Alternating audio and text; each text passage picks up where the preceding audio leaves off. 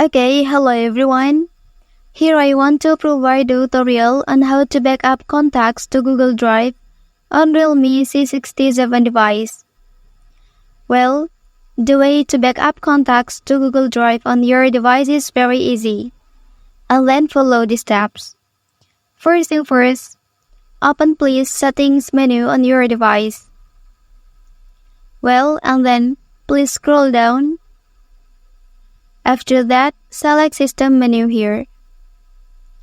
Okay, and then here you can select Backup option.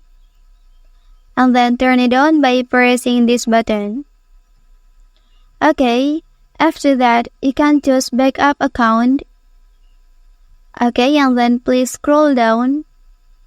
After that, you can select Google account data. So, here please check the contact option.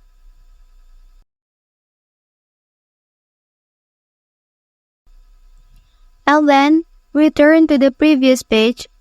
After that, you can click Backup Now at the top. Enter the security code. Okay, and then here you can wait until backup process is successful. Okay, that's the tutorial on how to back up contacts to Google Drive on Realme C67 device. If you are helped by this video, don't forget to like and subscribe to get other information from this channel. Thank you.